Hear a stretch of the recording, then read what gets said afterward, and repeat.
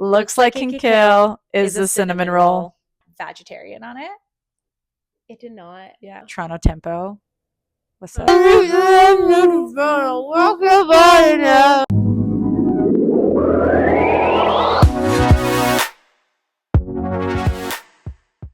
Ciao tutti, and welcome to the very first episode of Unmasked. I'm Monica, but please call me Nana. And if you don't know who I am, you're gonna get to know me pretty well. I'm a content creator, a former corporate beauty baddie. I'm a weirdo, I'm a storyteller, but above all, I am someone who loves deep conversations, belly laughs, and creating spaces that allow people to feel seen. Now, let's talk about this name Unmasked, because yes, I am a masked lesbian, but this show is more than just about queerness. Unmasking is a term used in the neurodivergent community, and it really speaks to shedding the layers that we put on to fit into spaces that aren't built for us. So whether you're queer, neurodivergent, or just someone who's trying to figure it all out, we all wear masks from time to time. And this show is about sitting back and taking off those layers to be the true you. Every episode, I'll be sitting with incredible guests, from queer icons to creatives to chefs, witches, loved ones, and everyone in between. We're gonna have real and unfiltered conversations that are filled with laughs, tears, deep conversations. We're probably gonna overshare, and that's the beauty of it. Oh, and there's absolutely gonna be games involved to allow my guests to heal their inner child. It's gonna be fun, it's gonna be weird, so sit back, relax, and be unmasked.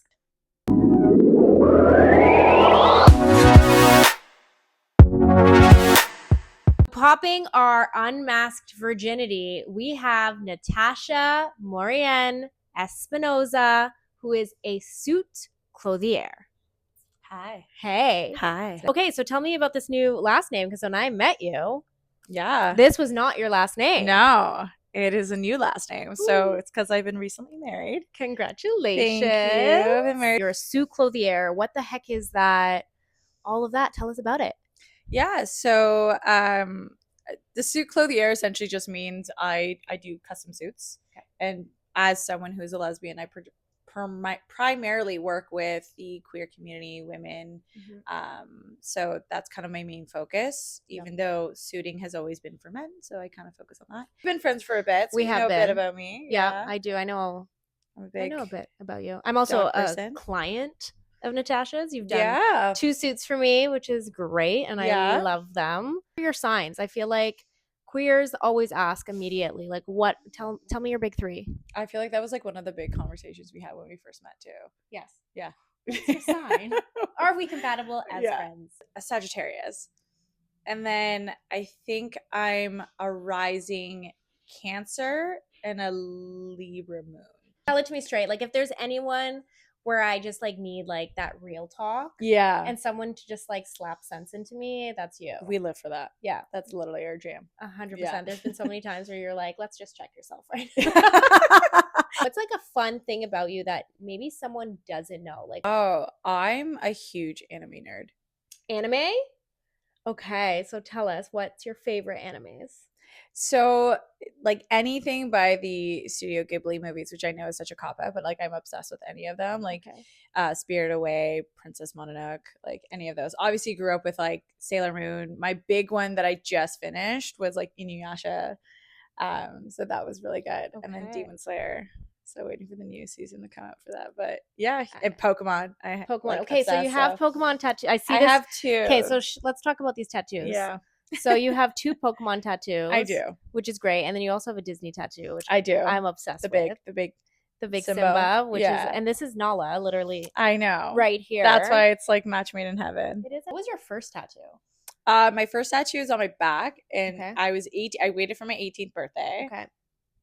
Did it the proper way, because I was just starting art university. I went to OCAD. Okay. It was super cliche. I got my signature because when you sign, the whole concept is like when you complete a work of art, when you complete a painting, you sign off of it with the year it was completed. Yes. So I did my signature with my birth year I love as that. like A representing tribute. myself Yes. as like a completed work of art. You know, so you said you went to OCAD, which Yep. is the Ontario College of Arts and Design University. And so like that art really kind of ties into suits, right? So how did you make the jump from like art to suits? Like what did that journey look like?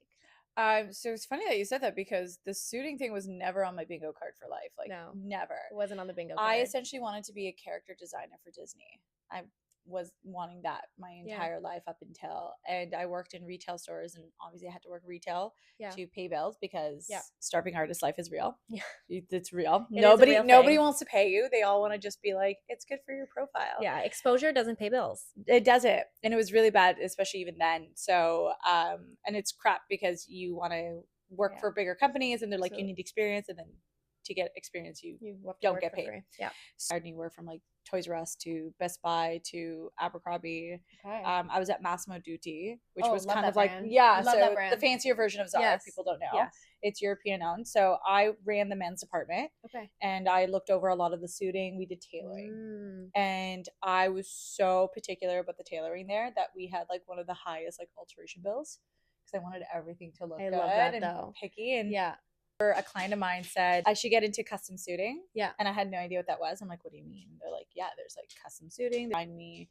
a small mom and pop shop. Oh, wow. They made me my first suit, and I just absolutely fell in love with it. Was it like a moment? It was like a transformation. It was like a very euphoric moment of like, I feel and look the way I've always wanted to and envisioned. And I know that's so monumental. Yeah. And it was such a light bulb that I immediately was like, I'm obsessed with this process. I need to do this as a job. Like, where do I start? And that's how I felt like when I got your suit. I finally was like, oh my gosh, like, it's hard to describe. It's hard to put it into like words. Yeah. How you actually can feel what you're feeling on the inside. Yeah. On the outside. And I think it's so beautiful that you're able to do that with all of your clients that come in, especially for sometimes it's like their big moments too, right? Yeah, because a lot of them it's for their wedding, and then you'd be surprised how many clients are still kind of struggling to even put themselves out there, where they've known they've always wanted to wear a suit and not a dress, and they still are afraid of some of the backlash and even some backlash from their family. Yeah. But the moment they put it on, like that feeling of like, oh my God, I'm gonna look the way I've always wanted to look on my wedding day of all days. Yeah.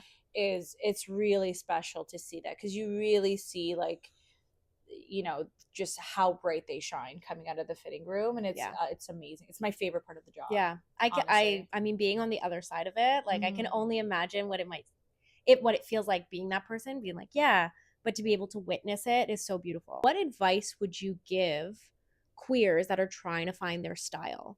What is the timeline for a suit? Because I know when I first came to you, I was like, hey, I need a suit in like 2 weeks. And you looked at me and laughed. So what is that ideal timeline for people? Yeah, so because the suits are all custom made and they're all made in Portugal, they take, I usually say but you want to get it done 8 weeks before the event at the minimum. The earlier the better, but nothing less than 8 weeks, because it takes time for it to get made, and then plus shipping and then fittings. So 8 weeks plus. Plan accordingly. Please. And don't do what I did. For the love of God. No. Mine is like, be nice to yourself. Like, it's okay if you don't get it right away. It's okay if you're unsure and you change your mind, and it's okay to explore. I think a lot of people are really hesitant of that, and make sure that you're dressing for you. The moment I started to dress for myself and dress the way I wanted to dress is when I was attracting the right people. Yeah. So I would say that, and that don't fit yourself in a box. Like, you know, you could be as expressive as you want to be. If you want to feel one way, that like, if you want to wear a suit one day, if you want to wear a dress the other day, if you want to wear something in between that day, like, it's what I tell my clients. Suits don't really narrow your gender down. It's how you wear it can express the way you want to express it. It was when you started dressing for yourself, that's when you started attracting the people that you wanted. And I think that kind of has to go with just truly being authentic to you. I heard this quote: people are so attracted to people that put into themselves and are authentically themselves. And I feel like that kind of has to go from a clothing perspective. Clothing has a lot of power. It does. It holds a lot of power, and it's really different for the queer community. Yeah. It holds it very differently because it is truly part of our self-discovery journey, and that doesn't ever need to end. Yeah. Like, our self-discovery can continue like years and years and years and years. An outfit that you're just like, oh my goodness, I can't believe I wore that. There's What too would many. it be? There's too many. It was Pride. I don't know if it was my first Pride or my second Pride. Neon green cut off because, 2013, we all cut off all our sleeves into those deep, like literally might as well just be naked. Scoops? Yeah, the giant scoops. Yeah. So it's bright neon green, and in bright neon pink, it had vegetarian on it. It did not. Yeah. Vegetarian. And then I had the ugliest fucking hat. It was like a trucker hat that was like white, red, and blue. With the vegetarian combined? With the neon. I feel like you need to send a photo and we'll put it at the end. Absolutely fucking not. I hope that's buried. So you said your worst outfit. So what would your favorite outfit? Like your that's always, I get that question all the time, and I don't know. Because it's whatever my newest one is. Okay. Just actually no.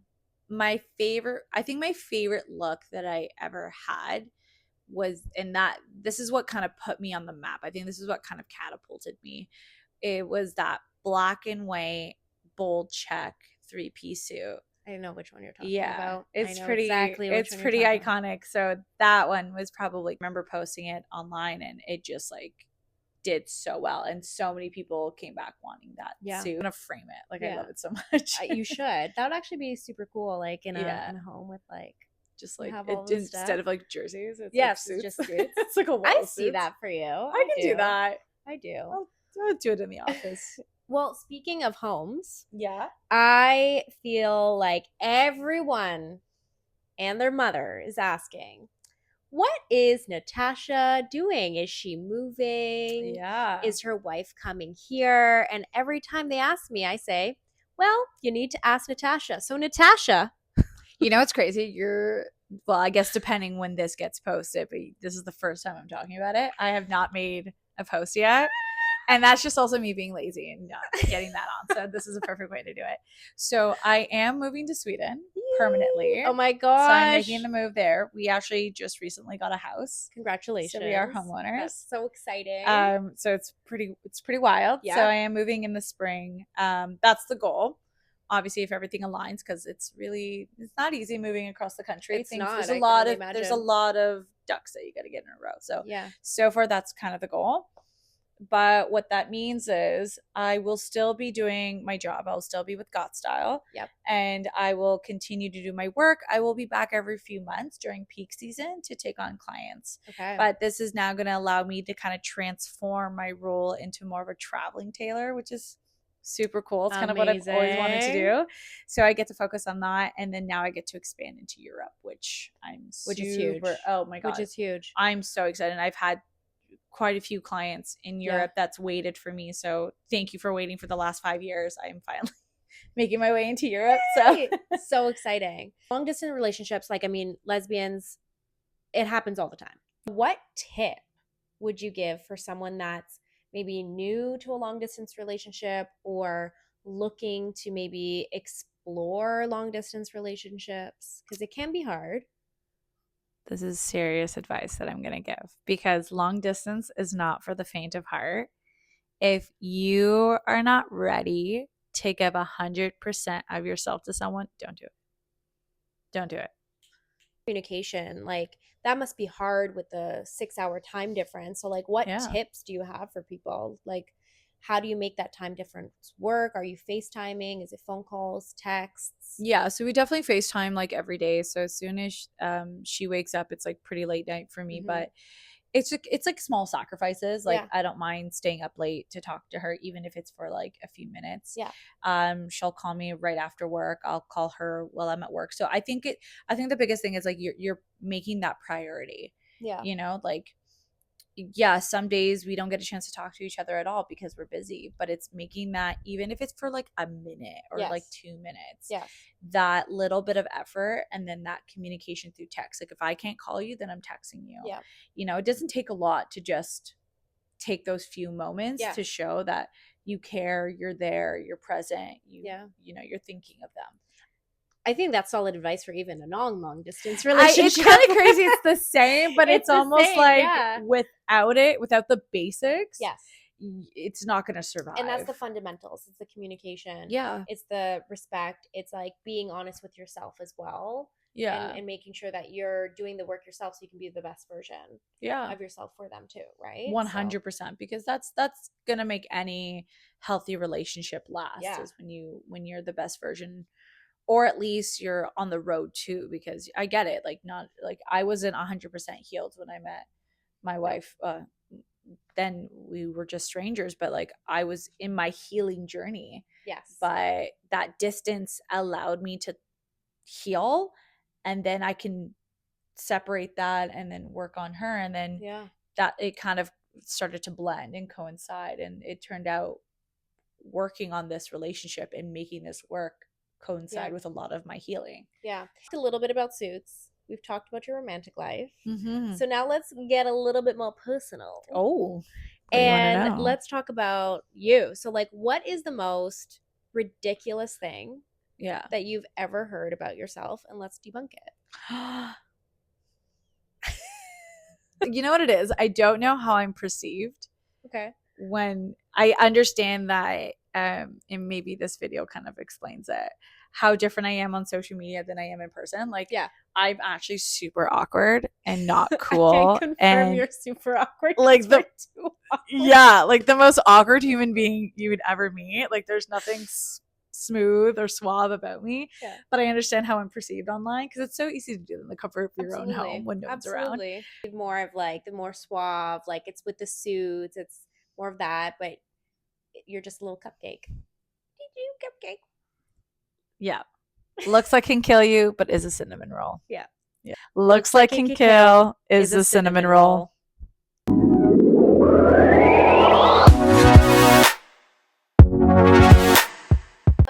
To our second segment of Unmasked, where I do an activity with my guest. And today Natasha has chosen makeup.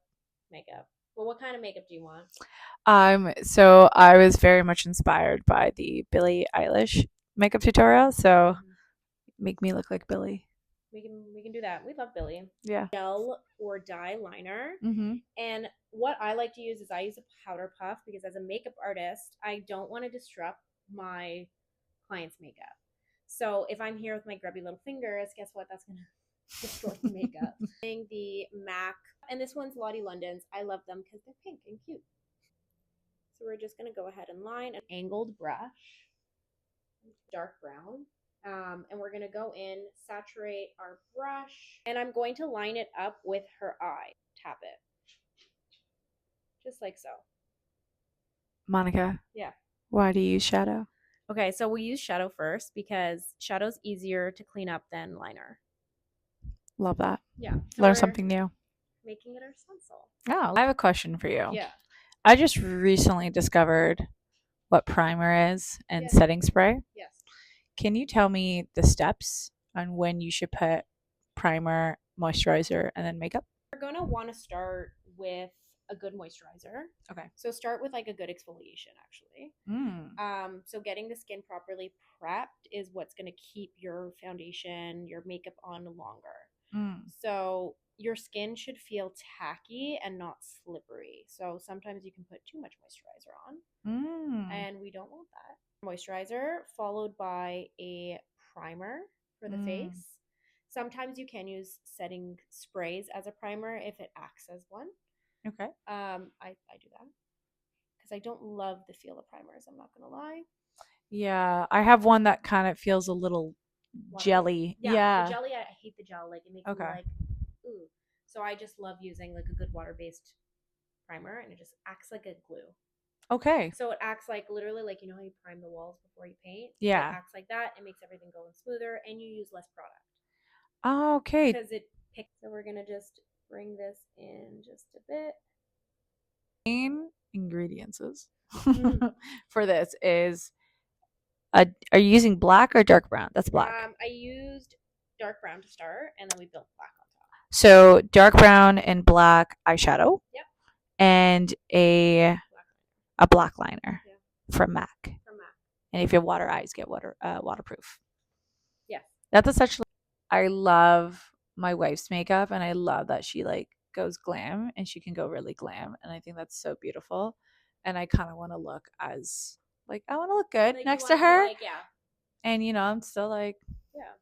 I think the thing is, like, makeup is genderless. You could be the most masculine person. You can literally be Chris freaking Hemsworth, okay? And still wear makeup like this. Yeah. It's an energy. That's how I feel about suits. Yes, it's an energy. Yeah. Billy, you want a suit? You should talk to Natasha. Stop. That'd be an ideal client. That would be an ideal client. Who are like your dream clients? I would love to be the main suit maker for a lot of these women's sports now that they're like taking off, like Toronto Tempo. What's that? Tempo. The Scepters. Yep. But like how they do like the walkway, yes, like let me make your suit. Yeah, let me make your suits. Same with like the women's soccer team, like Sweden. We speak it into existence. Like, hello. You're done. Yeah. All right, so here is the close-up. Look at me. Do a little wink.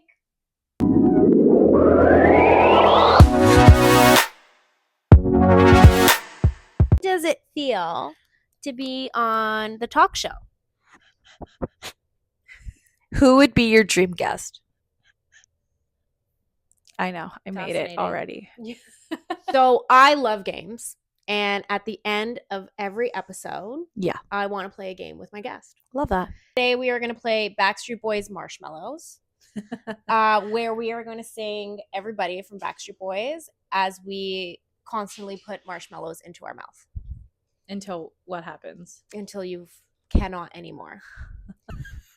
Are you ready? Yeah. You got a long one. I have a horrible gag reflex, so. Oh, this is going to go so well. But you have to keep singing the song. You have to keep singing. Yeah. All right. Are you ready? Let's do it. Okay. All right. Oh my God, we're back again. Ready? Cheers. How? Got a question for you. Got to answer now. Am I original? Yeah. Am I the only one? Yeah. And I trust you all. Yeah.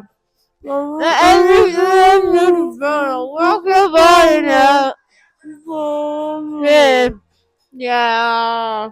Walk your body. Yeah.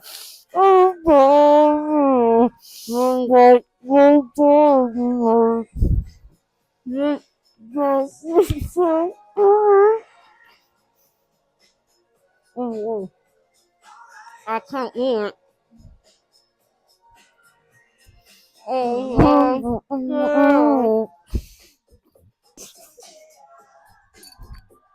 We got 1, 2, 3. I feel like I was 4. I got 5. You got more. Great. That was great. Stupid game. But Natasha, thank you so much for being the very first guest on Unmasked. It was really fun. Do you have anything up and coming that you want to let the people know?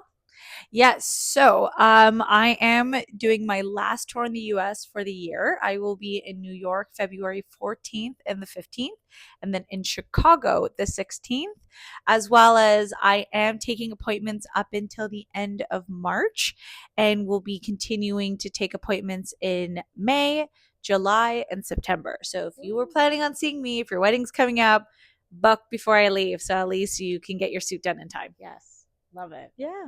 Amazing. Cool. And your socials one more time. Yes. So both my Instagram and my TikTok are Natasha ESHH all together. And yeah, you can find all the information of my tour dates, where to book, when to book, if you have events coming up, and all the latest client photos and my suits and stuff. Yeah. She's great. You're going to love it.